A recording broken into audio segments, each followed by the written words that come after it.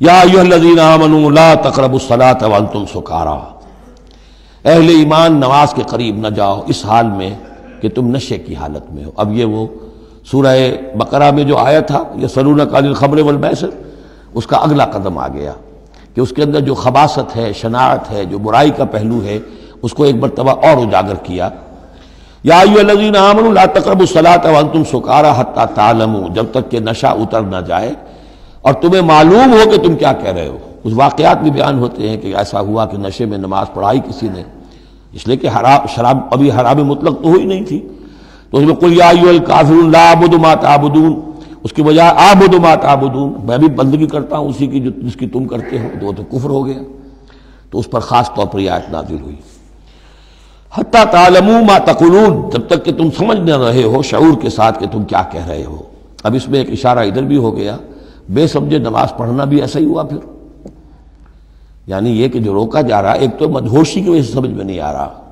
اور غلط سلط پڑھ رہے ہیں، اور ایک سمجھتے ہی نہیں۔ قرآن کہہ رہا ہے حتی تعلموا ما تقولون، تمہیں معلوم ہونا چاہیے کیا کہہ رہے ہو تم۔ اب جنہیں قرآن مجید کے معنی نہیں آتے، نماز کے معنی نہیں آتے، انہیں کیا پتہ ہے کیا کہہ رہے ہیں۔ وَلَا جُنُبًا إِلَّا عَابِرِي سَبِيلٍ حَتَّىٰ تَغْتَسِلُوا، اسی طریقے اگر تم حالت جنابت میں ہو، اگر اپنی بیویوں سے تم نے وہ تعلق قائم کیا ہو، مباشرت کی ہو، یا یہ کہ اور کسی اور طرح کی اسی وہ احتلام وغیرہ کی شکل ہو گئی ہو، تب بھی تم نماز کے قریب نہ جاؤ حتیٰ تغتسلوا، جب تک کہ غسل نہ کر لو۔ الا عابری سبیل، اس کے بارے میں بہت سے قول ہیں، لیکن یہ رائے یہ جو آگے بات بیان ہو رہی ہے اس میں آ جائے گا کہ ہاں سفر کی حالت میں اس غسل کی پابندی پر جو ہے وہ نرمی کی گئی ہے اور اس میں تیمم کی اجازت دی گئی ہے۔ وَإِن كُنتُم مَرْضَىٰ، اور اگر تم ہو بیمار، أَوْ عَلَىٰ سَفَرٍ، آدمی مریض ہے، نہانے میں اندیشہ ہے، بخار بہت تیز ہے یا کچھ اور ہے معاملہ ہے، أَوْ عَلَىٰ سَفَرٍ، یہ سفر میں ہے، أَوْ جَاءَ أَحَدٌ مِّنكُم مِّنَ الْغَائِطِ، یا یہ کہ تم میں سے کوئی جو ہے قضاء حاجت کے بعد آیا ہے، أَوْ لَامَسْتُمُ النِّسَاءَ، یا تم نے عورتوں کے ساتھ مباشرت کی ہے، فَلَمْ تَجِدُوا مَاءً، اور تم پانی نہ پاؤ، یعنی یہ تمام صورتیں کہ جس میں غسل واجب ہے یا یہ کہ وضو واجب ہے،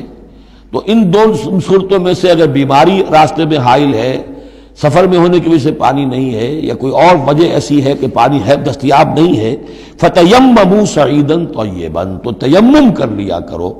لیکن تیمم کا جیسا کہ ہم پہلے پڑھ چکے ہیں، میں نے بتایا تھا کہ قصد کرنا، تیمم، فَتَيَمَّمُوا صَعِيدًا طَيِّبًا، پاک مٹی کا، اس کا قصد کرو۔ فَامْسَحُوا بِوُجُوهِكُمْ وَأَيْدِيكُمْ، اور پھر اپنے چہروں کو اور اپنے ہاتھوں کو اس سے مسح کر لو، بل لو۔ ان اللہ کان عفوا غفورا، یقیناً اللہ تعالی عفو ہے، بہت معاف کرنے والا۔